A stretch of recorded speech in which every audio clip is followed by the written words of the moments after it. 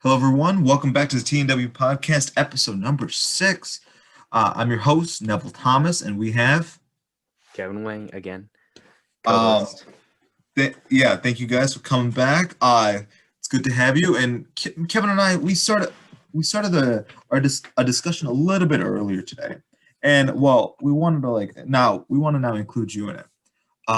We understand like right now, a lot of our viewers are more of the lower age range, and one of the things as Kevin and I, we are both college students. And so one of the things that we were talking about was after college, what should you do?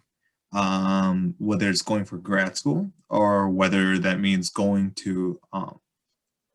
means uh, uh, going to the workforce, whether it's consulting or industry, whichever you like.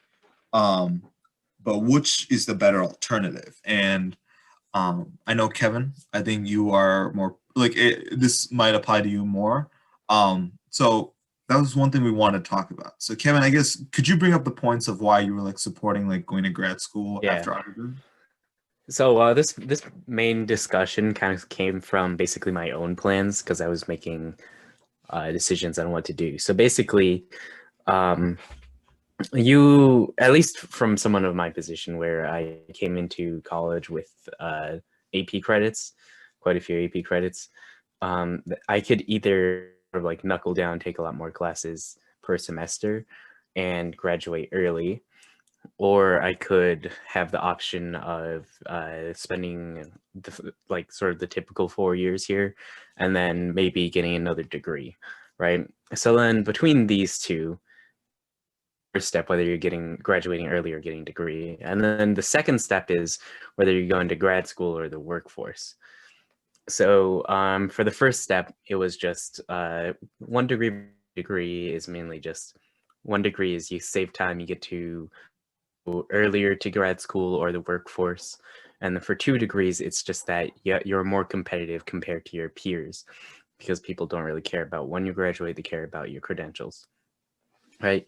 So then for the second thing, whether you go to grad school or not, me personally, I've made the decision that I really want to go. Well, I'm going to go to grad school. Maybe it's just because of how I was raised. You always want to go for the highest education possible. But in this case, whether you go to the grad school or go find a job immediately, there's ups and downs to both. For grad school, it's really only a good idea if you know exactly what you want to do. And also if basically, one, you can afford it, and two, you're competitive enough, because you need to know what you're doing, or else you're going to lose a lot of money on a degree that you don't really need or you don't really want to pursue as your career. And then also, if you graduate immediately and try to go to grad school, depending on what type of grad school it is, you might not be competitive enough. For example, I know business, typically people have some experience before they do grad school. And for med school and any of the law school, hard science schools, I think a little bit more forgiving, and going straight from undergrad to the master's or PhD. So in that case, that's an option you have to make. Decision you have to make. I'm just trying to study enough so I get high enough scores on the test so I'm competitive. But either way, if you go to the workforce, that's also pretty good because you get to gather experience over a couple of years. You bring in a lot more income. You could save that up to have a buffer. And also most companies have some sort of option to pay for at least some of your secondary education. So might not be as hard hitting financially on you. Yeah. My personal take on this, and also to all you viewers out there, if you got any we want to hear from you. What are your guys' thoughts? So if you have anything, just please comment down below. Tell us what your thoughts are on all this. I personally believe that when it comes to items such as when it comes to grad school or MBA, like when you're going to grad school, you want to typically go for something if it's like outside of your degree that you've already had your undergraduate degree in. Like if you're taking a move between from business to psychology, from psychology to business, which are two very different aspects. Yes, they intertwine at times, but they're generally, for the most part, two very different areas, right? And so when you're trying to take a big move like that, going to grad school, taking a 4-year degree such as that could be useful because it gives you a baseline to start off with. And I agree with that. However, I'm also a believer in, and I think that's where like I bring in grad school. I like to classify MBAs off, because typically people who go for like medical school, dentistry, or law school, that's like right after undergrad, and they go directly right to it. However, when it comes to an MBA, I'm a believer, proponent, and I want to do this for myself. And that is like after going to undergrad, I'd like to go out, I'd like to work some, and then after working for a while, come back to and go to an MBA school. And the reason why I believe that's like extremely important in doing that is because like as Kevin said like earlier, like having people will care. Like if you have a grad school, then guess what? They'll care more about where you went for grad school. But if you're putting all this work in right now for undergrad, you would want it to be shown off, and like you would want to show and prove this work was actually worthwhile instead of trying to like let it pass by going to another school. That's my first take. And it's more of when you go to an MBA school, one of the biggest benefits that is contrary to what is in undergrad is experience. In undergrad, sometimes you have people like me and Kevin who've had freshmen in our freshman year. We had internship experiences, which in itself is rare. Typically, ideally, it's best when someone has at least one internship experience in their in the summer right after their junior year, which means ideally we'd like to have like a lot of students in their senior year have internship experience so that they will be fine, and then they're able to find a job right after college, right? And so that's ideally like the best time, but still there are going to be a few people who just don't have that experience. Even right now, sophomores, it's a very select few of us that have like actual working Internship, yeah.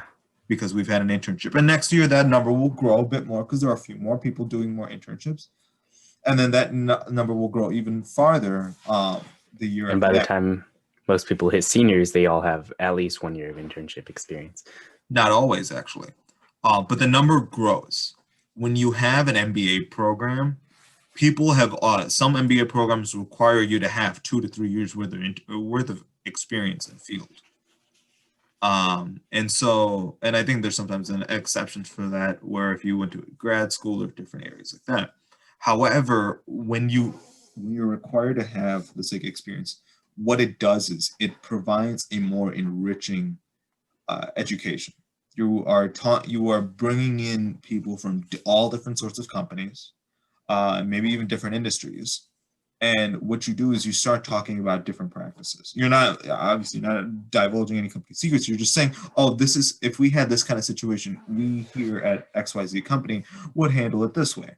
And then somebody else would say, oh yeah, we here at ABC company would handle it this way. This is how I've done it in the past. And the thing is that collaborates ideas. And no matter what, the most valuable asset on going to a university, that I'm not, if you're not a university person, then don't go for it. But if you are somebody who would want to go to a college and a university, the biggest thing to note is not just the education itself, it's the people who are there, the people you meet, the people you talk to. I met Kevin when going to Michigan State, but I'm preparing to go. That's how me and him met. And that's when I knew I wanted to do something with him. The people you meet at these types of places are the ones who will be your connections, and that is the biggest asset. Sometimes when people are dismaying college and university, they forget to talk about that aspect. Granted, it's not for everybody. Yeah, and this is actually sort of inherent to the business programs, because while it's always good to have like a network that you can reach out to in whatever field you're in, whether it's biology, law or business or engineering, if you're in a STEM field, you could typically just get away with not knowing anyone and being super introverted and not talking, because if you spend that time doing research and you have dissertations and you have a really, really good like sort of list of papers and research you've done, no one's going to care how well you can talk because they know how competent you are in your field. Not always. Of course, there's not always, I, but this is that it's more forgiving there, right? If you don't know anyone, but you have a really, really, really good resume, essentially, then you're typically fine, right? It's always better I if you wouldn't could say sell that. yourself, and have a network. I Business, believe. it's kind of the opposite. Is it? See, that's interesting, but I would have to disagree with you on that. Because I feel that like sometimes the most and easiest people to talk to are people who have had you want people to be easy to talk to. Ideally, you want somebody who's easy to talk to and is incredibly intelligent. But if people had to choose between one of the two, it'll lean more to the side of easy to talk to and slightly less Well, intelligent. here's the question: if you're developing some sort of some sort of entrepreneurship relating to plant biology, right? Would you hire in who is like really difficult to talk to, but he clearly knows what he's doing, and he's done like hundreds of tests on plants, and he's like a specialist in exactly what you're looking for? Or would you hire the person who's smooth talking and he has a idea field? Here's the thing. I'd probably take both. But what you need to realize is this. If you had to choose one, would you Then take the guy who knows what he's doing, or the guy who kind of knows what he's doing? Let me say this, because I could use both answers, one-on-one on different times, and this is why I say I'd take both. And here's the thing: when it comes to if you're a specialist and you want to stay a specialist, like which means you won't be moving up in a company typically, then it's fine because then you can do work on your own. But still, there's still that's a the thing. lot of work That's the done thing in with company. STEM majors. But here's the thing: there's a lot of work done, especially this day and age, with other people. Nobody's just pushing people off on their own doing stuff. You know why? Because if they can push somebody off to do it on their own, they can get a robot to do it on its own. They don't need a person. Not quite. Not quite. You've seen how like in like different plants where when they're building cars, there's also like robot arms that are taking. No, I'm talking about research here. You can't send a robot to do research. You can't, but here's the thing: you're possibly not doing research in a company unless you're in the R&D, which is research and development. Yes. But even then, you're working with that is like one of the most tight-knit groups because you're sharing ideas, you're collaborating. Unless you need to be able, collaboration is key. You need to be able to collaborate with one another. And that's one thing that's extremely important to know in this day and age. And like that is one thing that like all right, I guess we'll just disagree on this point then. Yeah. I guess yeah. I just wanted to say this about the MBA program. The value for an MBA comes out of after having experience and talking with others who have experience. That's where the value of an comes MBA from experience and networking. Yeah, and that's where let's get to our articles then. Sorry, what? Let's get to our articles then. Okay. All right. Yeah, let's move to the articles. Awesome. Okay, so first article we want to talk about was Trump's impeachment. Right, Kevin? Yes. First off the docket. Yes. So yesterday it was announced in the Wall Street Journal that Trump has been, I believe, impeached. And this impeached again. Second time. Now, what this means is it doesn't mean so. There's a difference between being impeached and that there's a removal of office, and removing him like physically and taking him away from the office. Him being impeached for a second time, out of my understanding, Kevin, correct me if I'm wrong here, is where he will be. Right now, I believe the Senate still needs to vote on, and I believe that'll be soon, within the next week, because since today's the 14th. Within like I believe next week they will be voting on whether to keep him as the president. And the reason why this is such valuable, since we are so close to where Trump is term is over and President-elect Joe Biden will be coming in. The reason why this is so important to understand and to note is because this sets a standard on what his capabilities are. Since after a president leaves, there are like the president is has a few um still has a few items like still has a few benefits, sorry, not items, benefits that come with it, such as a pension, a not social security, secret service protection, and a few other benefits. And so if President Trump is removed out of office, not impeached, from my understanding, if he's removed out of office, then he is unable to run again. You can be impeached and not get removed. We've impeached presidents, but I do not believe we have removed them from office. And so, as Trump has said, like he says that he wants to come back 2024. If he gets removed from office, he will not be able to run again in 2024. So I guess this brings up more of like the question of like, what does this mean? How does this how could this impact like our daily lives, or just like what does I personally believe it probably won't affect us too much. Again, this is sort of it's mainly about just Trump, right? Whether he gets impeached or not, it's not going to affect us too much. If he comes, let's say he doesn't get impeached and he comes back in 4 years, right? Public sentiment is like very much against him. It used to be somewhat deadlocked between Republicans and Democrats, where most Republicans didn't like him, but they thought that he was better than the Democratic presidential candidates. While there was, of course, always the Republicans who were like, yes, he's really good, so on and so forth, right? That's just kind of how it is with presidents. But after the whole sort of like White House-ish thing that happened, do you mean the Capitol riot? there's a lot of, yeah. Okay. The storming of the White House, the Capitol riot, the whole issue there. I mean, I feel like that's tipped a lot of sort of centrist Republicans over against him. So if he does come back in 2024, he's probably not going to win. Well, he's already got like.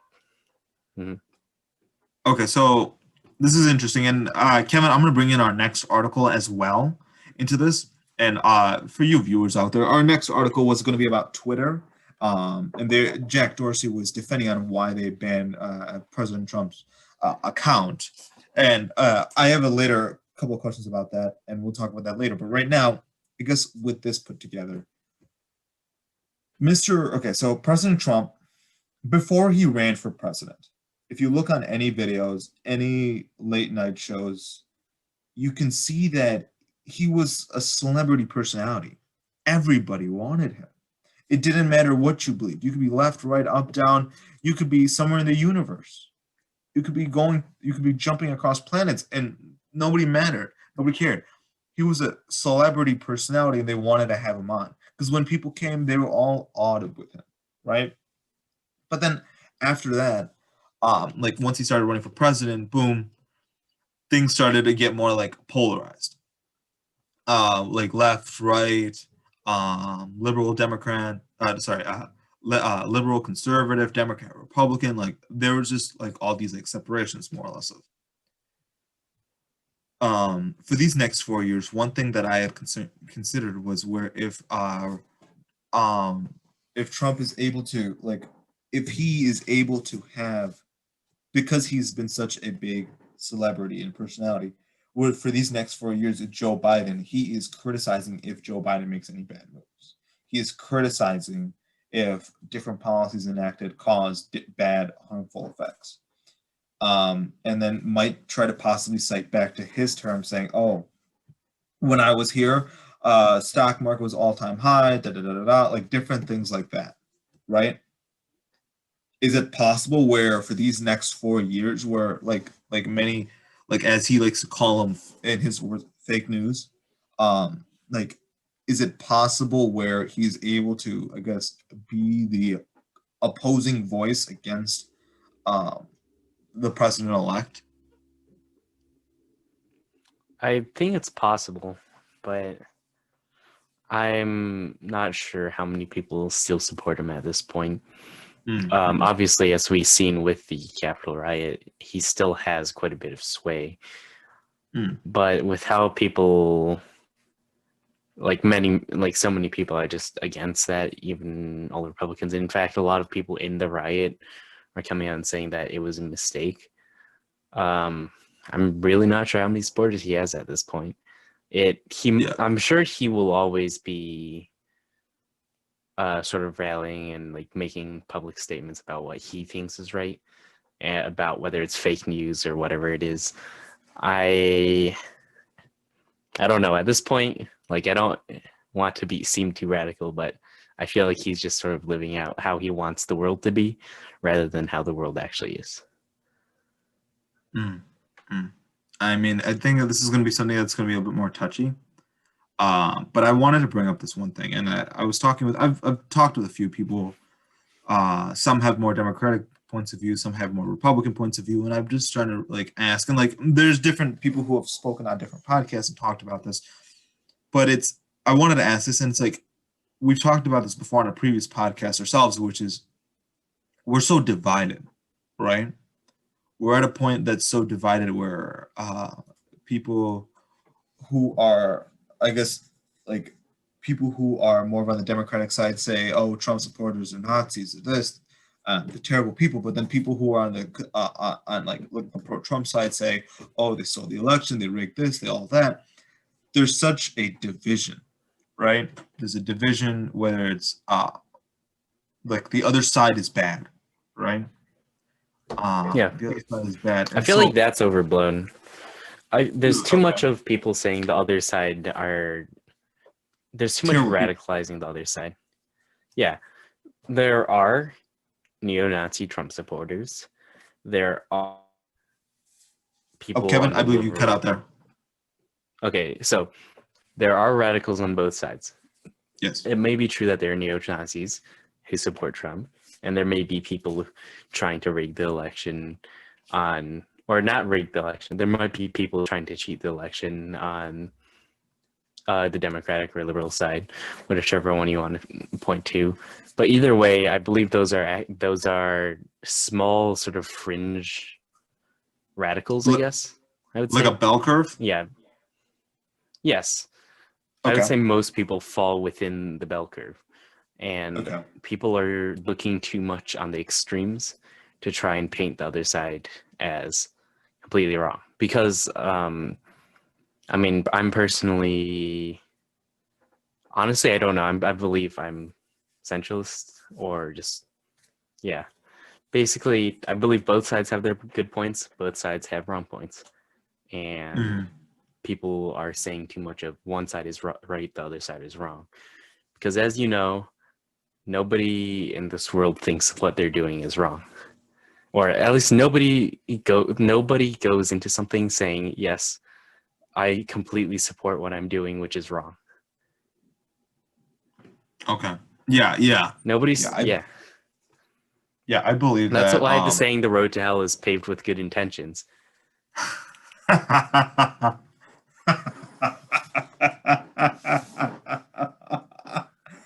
Oh, Kevin, I like that. That is,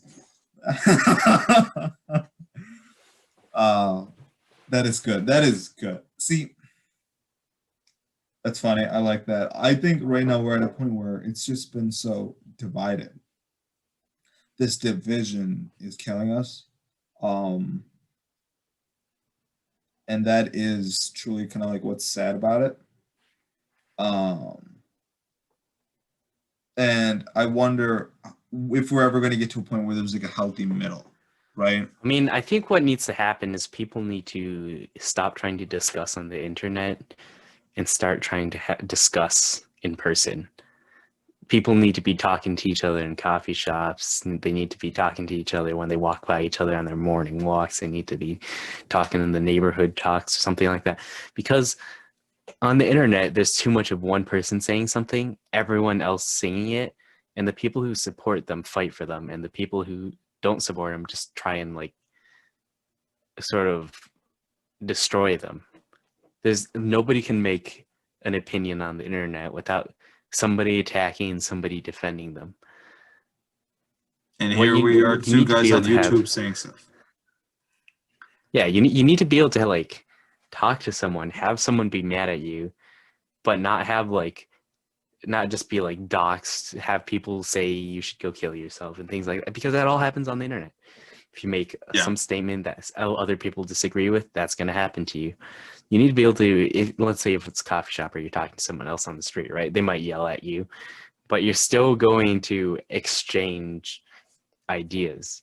And if you yell at each other a couple times once a week, maybe after a couple weeks you both reach a consensus. Okay. Kevin, I just want to let you know your video is a little bit laggy. So it's just a little bit slightly blurry. It's okay. Just a little bit. Yeah, just a little bit. It's a little bit laggy. But other than that, it's fine. So All right, let's okay, what's your opinion on this? Can I just say one? Yeah, like I just want to say like I do agree with that. I think like right now there needs to be a lot more talk.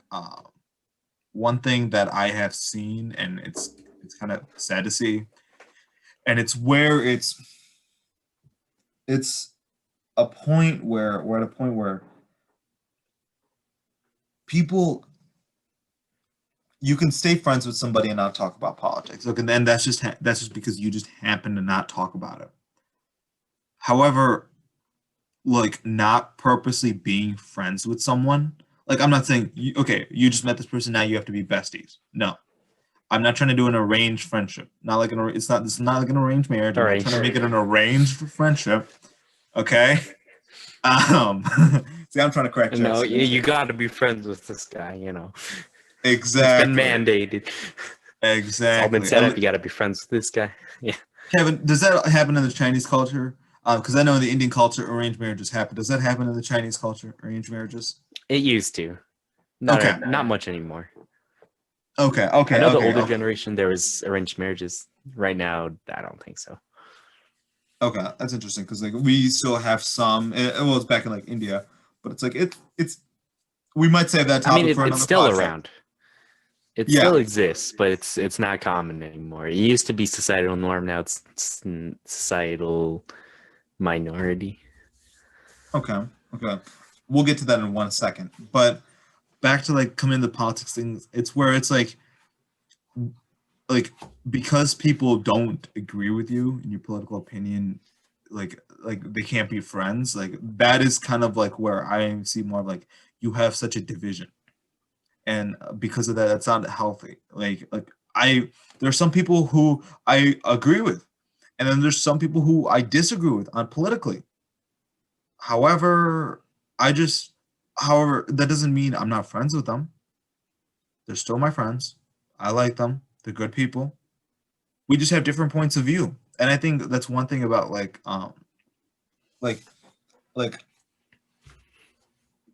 whether you're Republican or Democrat, when you come into a debate, you both have the same goal of making some problem, finding a solution for such problem to make it into a better situation, which means no issues, right? A better situation, whether it's a better way to handle different types of issues, things like that, right? And that's through sharing common values. And what happens is when you're like Republican or Democrat, bless you, Kevin. Thank you. And it's that like you have different methods on how you want to take this, right? You have different methods on how you want to take it, but you need to but in the end, your goal, both sides, the goal is to be in the end, like where they want to be. And I think that's one thing to know, and at least with this day and age. Kevin, I just want to like put this out there where so arranged marriages, someone happened, but it's more of in the minority. Things are just more like accepted as it is. Is that how it is in the Chinese culture? Yes, it's. I don't believe of any cases so far but I don't really follow that kind of thing. Okay. But I don't know about Indian culture either. All I know is I've seen it once, I think. One of my friends during high school, Okay. apparently he was in an arranged marriage. So that was interesting. In high school. Wow, that's kind of young. Yeah. Well, one of my friends, the way it's been accepted, at least being more in India, I believe it's lightened up a little bit, but I think arranged marriages are still kind of like prevalent.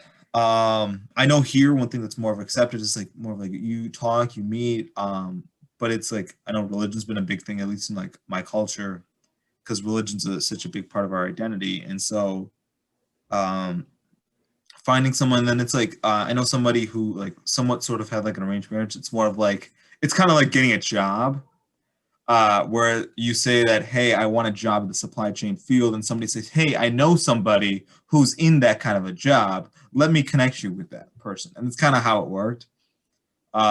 A friend of mine, I know she has a wonderful marriage and stuff.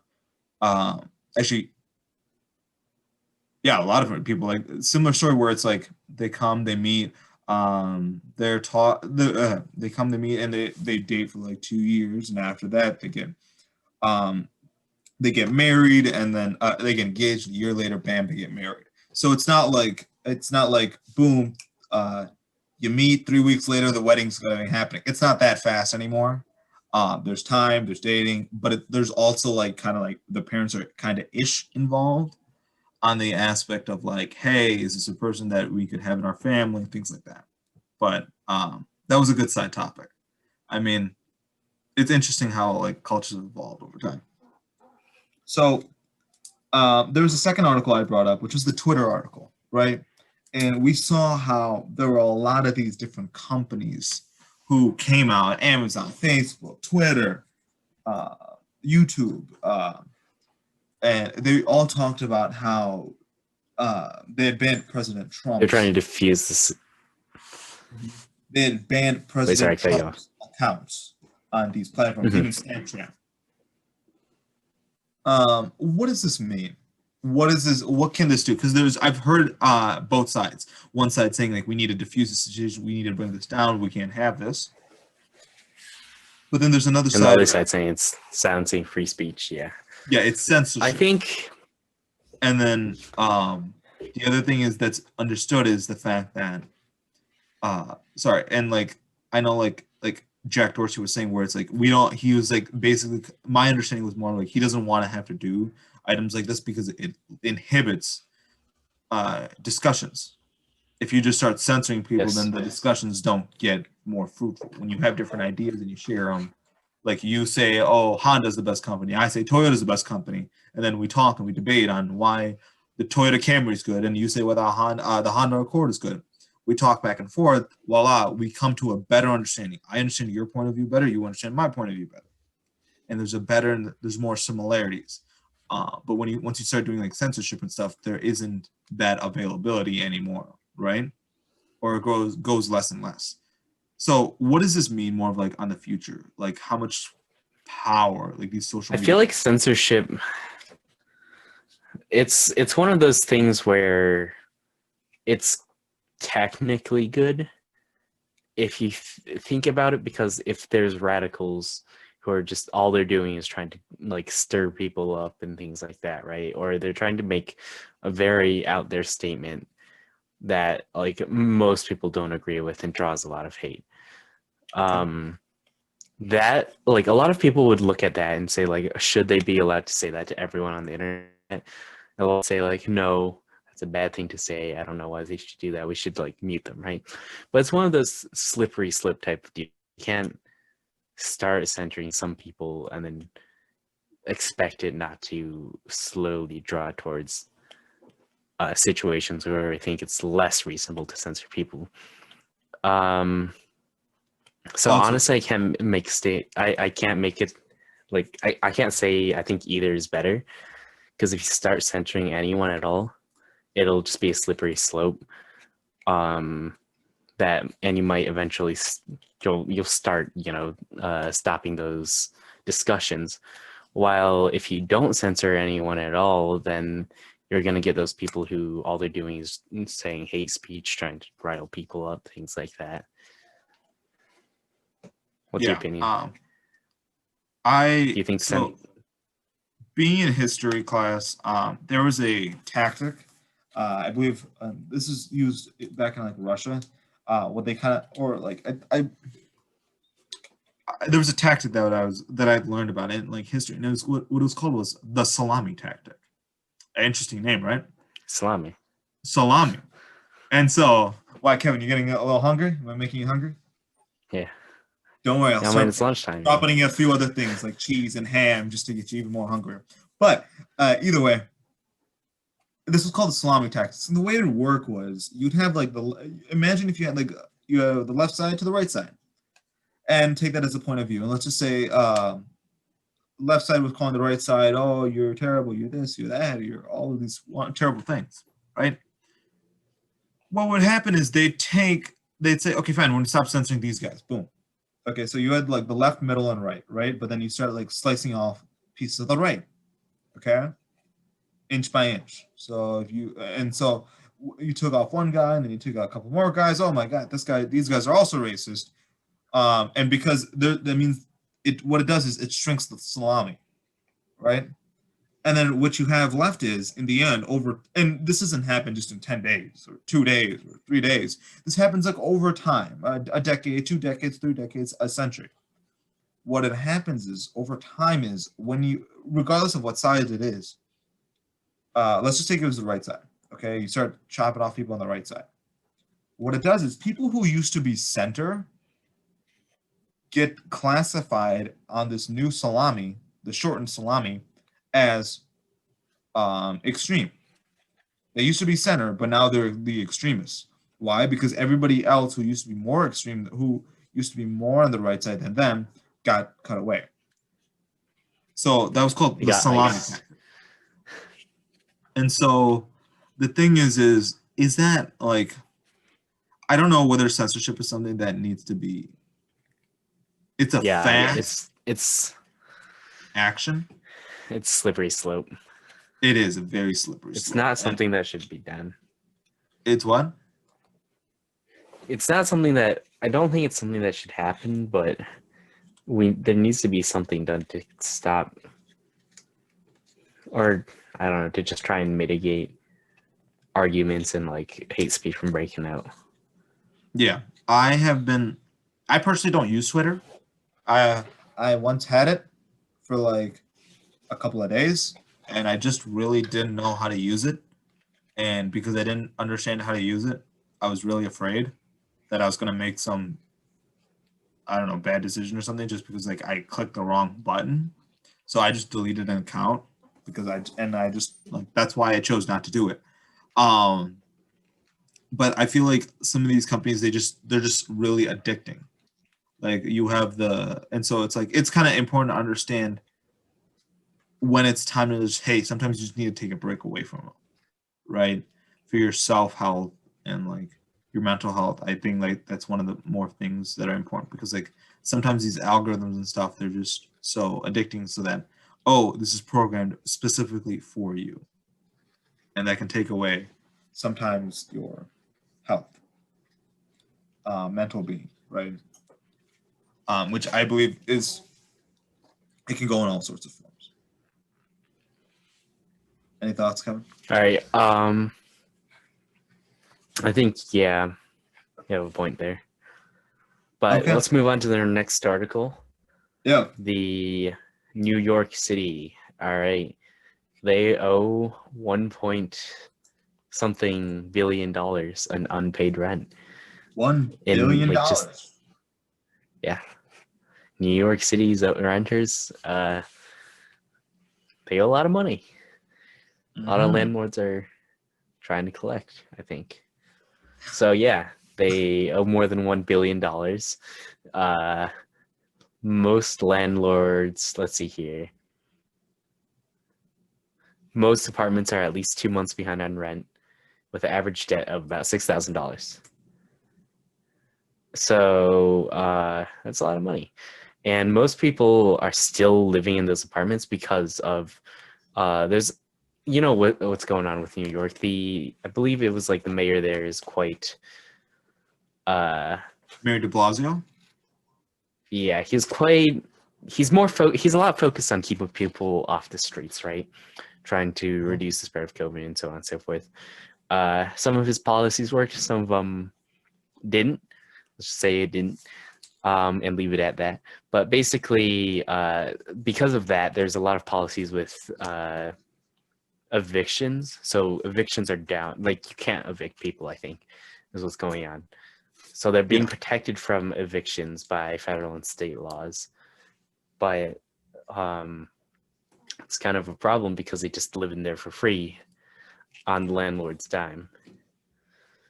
So what do you think of that? Because we're in a system right now where people have debt and everyone calls it healthy debt, but nobody can afford to forgive any debt because they themselves are in debt.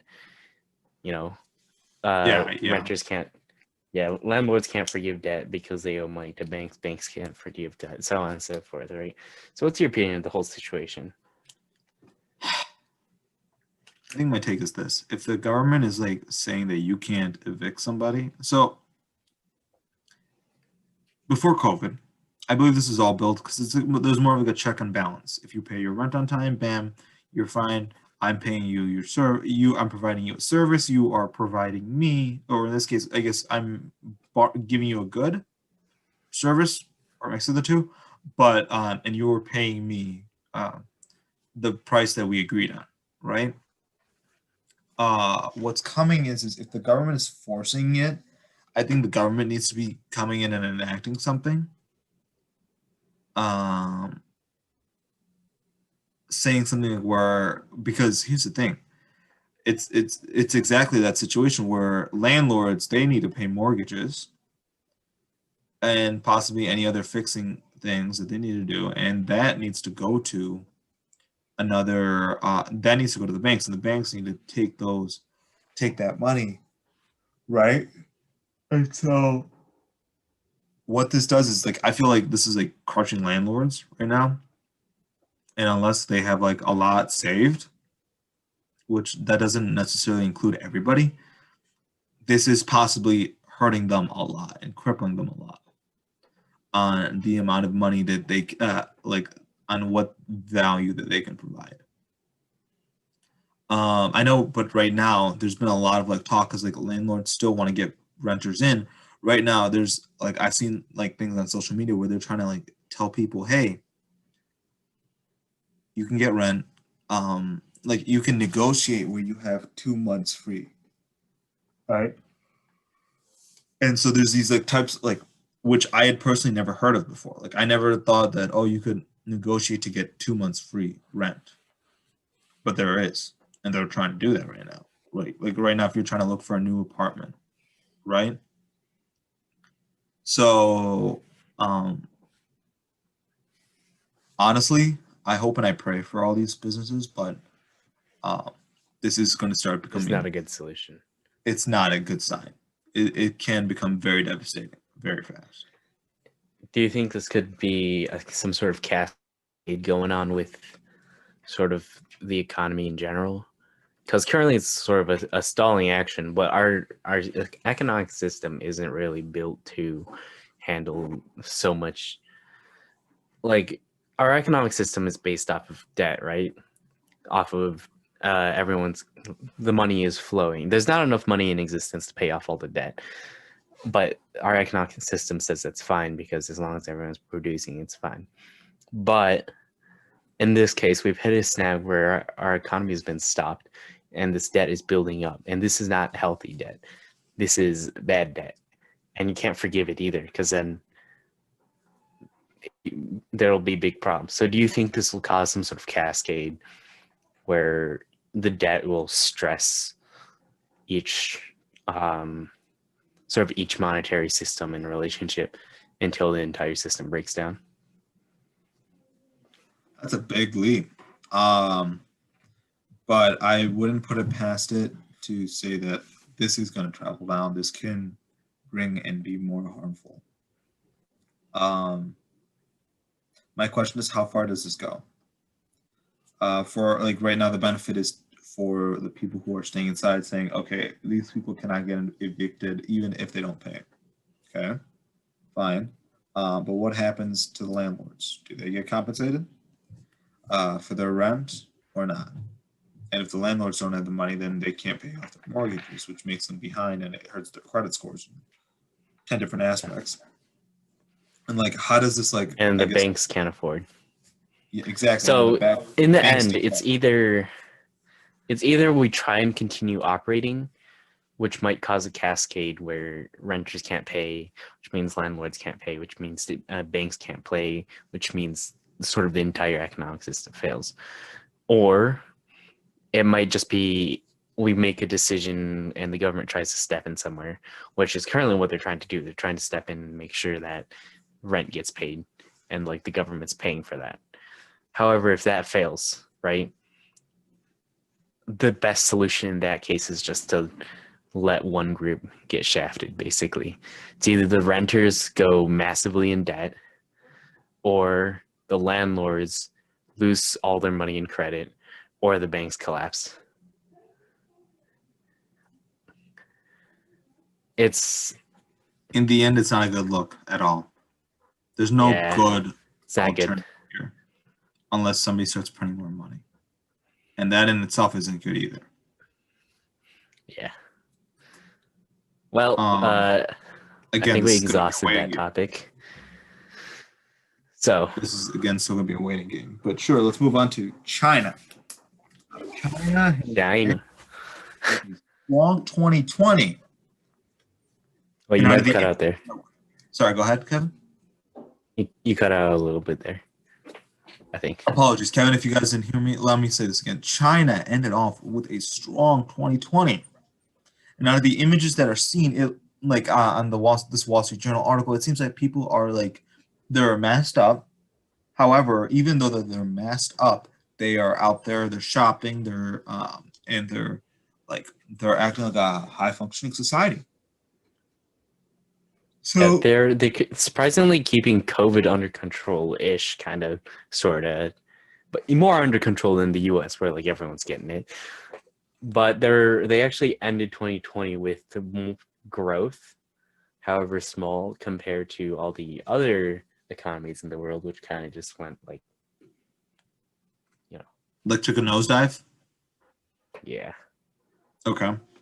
So how is that?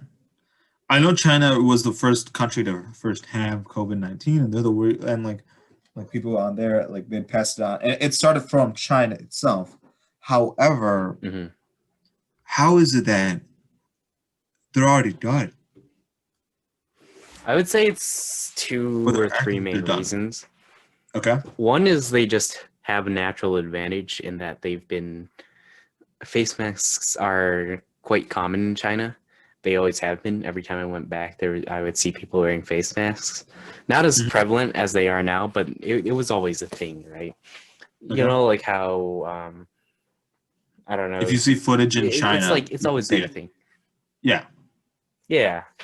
So because this is partly because there's always been diseases in China. I believe the 2 or 3 relatively major ones, H1N1, like swine flu, whatever it is, those things over the past 20, 30 years, most of them have hit China, but they've avoided the US, which caused something where in the US people didn't really care too much about spreading of pandemics and things like that because it wasn't too big of an issue. It was never an issue.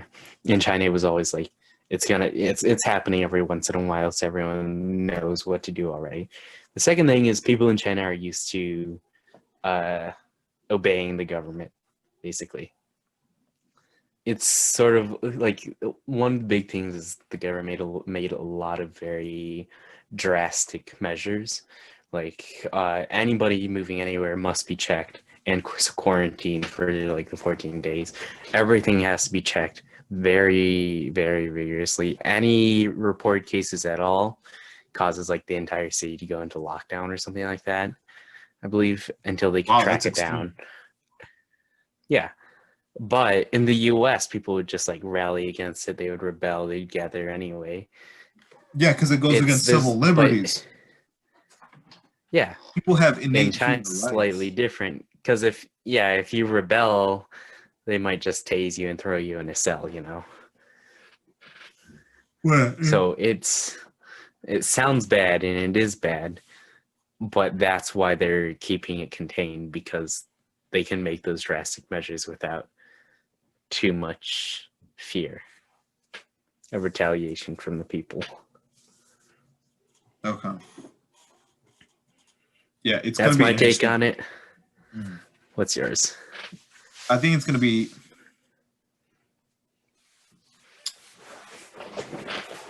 I have a feeling that China's been able to understand this virus and try to at least figure out and analyze it. And because of that is why they've been able to come out of this still functioning. Apologies. Uh, I do believe that like there is possibility of more like here, like you can't just force someone to do something, right? You just can't do that. That goes against people's rights, and because of that, it's all these. You need something where you need reasonable plans, and that's why each state has their different measures that have been taken on, right? Um, so I guess understanding like these different measures, it'll be interesting, but I just don't believe there's that you can just force something on somebody, at least not in the U.S. Because even if you do try to force something, you will get such a rebellion back. And the thing is in China, I believe that there's possibly even, I think some people do rebel. I mean, there's no way that it's like 100 people are just obedient all the time. That's not nothing in this world is 100%. Nothing in this world is 100%. Okay, even that the only thing I think that's guaranteed Yeah. is death. Everybody dies. But other than that, it's like everything else. Nothing in this world is 100%. And so I'm not a big believer in just like forcing something on someone just because want somebody thinks it's going to be beneficial. I mean, there were people who rebelled, but they were kind of, I think it was something like, there was quite drastic punishments. Wow, So, that's scary. yeah. That'd be very It's kind scary. of become, it's different in just sort of like the general vibe and culture. There's different, but yeah, this is interesting. China's growing. Okay. All right. Let's to our last topic. The Then. last topic is Tesla. about Tesla. Kevin, do you want to lead into this one? Because I'm not sure about this. Okay. So as everyone knows, Tesla is surprisingly growing, and it's been growing. And every time anyone makes a hedge against it, it keeps growing. So Well, this article is basically saying how that works, or at least how they think it works, is if Tesla is growing, then shouldn't other companies be crashing? Because okay. it's not like all car companies can grow at the same. Well, they can, but like they can't all benefit from one person, right? So say you're going out to buy a car. Are you going to buy a Tesla, a GM, a Ford, and a Toyota at the same time? No, you're going to buy one. So if Tesla is growing and people are buying Tesla, then why aren't the other companies seeing a major loss in revenue from that? Because as you know, Tesla's growing a lot. So shouldn't GM, Ford, and all the other car companies be dropping a lot? Well, here's the thing. Okay, there's two things I want to address. First thing you said was anybody who makes a hedge against Tesla typically loses money. I'm not sure if you've heard of this guy's name's Dr. Burry, Dr. Michael Burry. He is one of the main people in the movie called The Big Short. Oh, yes. Yes, he saw the 2008 financial crisis, that mortgage-backed securities were that there was fraudulent mortgages. People who shouldn't have gotten mortgages were getting mortgages, and he saw that, and he shorted the housing market. He was he had taken so he recently put his short on Tesla stock. Now, here's the thing. With Tesla growing as it is, I think now this is going to answer your main question, which is the other car companies shouldn't be crashing. It seems from the outside that GM is moving a lot and making radical moves, especially with Cadillac, towards the electric side. Every car company, I believe, is working more. Like right now, recently, Chrysler and PSA Group, they've had that merger. And we talked about their merger a couple episodes ago. But when we talked about them, we also said about how with them merging together, what it does is it allows for more innovation, more ideas to be shared across. And so if somebody has like two different types of ideas, and they can share that and go, oh, okay, these two can fit together, and voila, we can make this new thing. Whether if it's cars, trucks, SUVs, whatever it is, but that brings on more possibilities for technology. So I personally believe that other car companies are not crashing.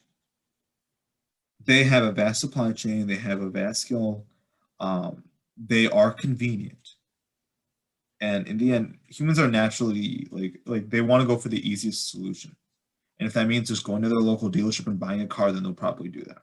Right now, Tesla has a lot of hype. And so right now, people are willing to take the time and wait to buy a Tesla. But if all other car companies are offering the same thing a Tesla is, and the prices stay exactly the same where they are, people will move a lot more to the Toyotas, the GMs, the FCAs, all of that. Because we know that Tesla cars are more expensive, right? Right now, Tesla is just ahead of the game in electric vehicles. So they could be if the other car companies don't catch up, they could stay ahead and become number one. Additionally, Elon Musk last week became the number one richest person in the world, right? I think it's possible just because like Tesla stock has just been soaring high. Even when Elon Musk said that, oh, the stock was overvalued, the price of the stock just kept on going higher and higher and higher, right? So now at this point, it's got to be like overvalued. So I think that's kind of where it's at. I don't believe that just because Tesla stock's been going up, everybody else has to come down, unless there's been like a radical change. But in that case, Tesla needs to expand their network, become more supply chain efficient, even more on a global scale, because many of these car companies are on a global scale. Toyota, Honda, those are Japanese companies, if I'm correct, right? Toyota and Honda. Yes. And like with Chrysler and PSA merging together, their supply chains will get even more efficient, and it gives them more money, more capital to go into the Asian markets with a competitive type of vehicle, right? So right now, all these big companies have vast supply chains, and as supply chain students, we have to recognize that supply chain is key to all of these different aspects. Tesla has had a lot of hype behind them. I'm not saying they're going down. I think Tesla's going to be here for a while, next 10, 20, 30 years. I'm not saying they're going to crash. I'm of the opinion of that too. Tesla's not going to crash, but I believe it'll go down because of currently it's overhyped. I believe it'll go down towards something that's more as it's operating at, I guess, sort of based off. Because like if you look at it now, I believe most of that value is from the hype. Is from sort of like, I don't know, it's both a tech company and a car company right now, and everyone's sort of, a lot of that value is from people looking at the tech portion and saying the future, when they finish this, it's going to be worth a lot more. But you also have to look at it as a car company and realize that inherently, are they a car company or are they a tech company? Because currently the stocks are growing like a tech company, but should they be growing like a car company instead? Well,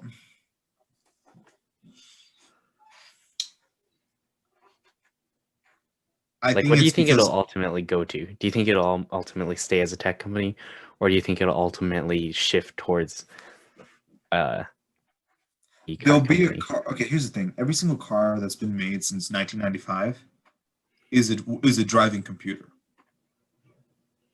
There's components in those vehicles that are driving computers. Like you've seen, like you remember the old James Bond. There's like a James Bond movie. I think it was like with Pierce Brosnan. Forgive me if I butchered his name wrong, but there's one where one of the James Bond, he's able to drive his BMW off his little phone. Okay, like as if like he was playing like a video game. Like he could see it and he could drive it around. And so the thing is there's a lot of movement forward with vehicles. Things are like these vehicles are so computer based. So what used to be a car was just like the engine and engine and four wheels and a seat and things like that. A lot of those things, just the bare bones might stay the same, but the rest of the stuff will change. It'll be more like a computer. So I wouldn't be surprised if it becomes more like a tech company, especially a company like Tesla and has a driver like Elon Musk who wants more innovation, who's like pushing and pushing and pushing for more innovation, moving on to the next level and the next level. I wouldn't be surprised if Tesla, and it's as Tesla themselves are seen as a tech company. Mm-hmm.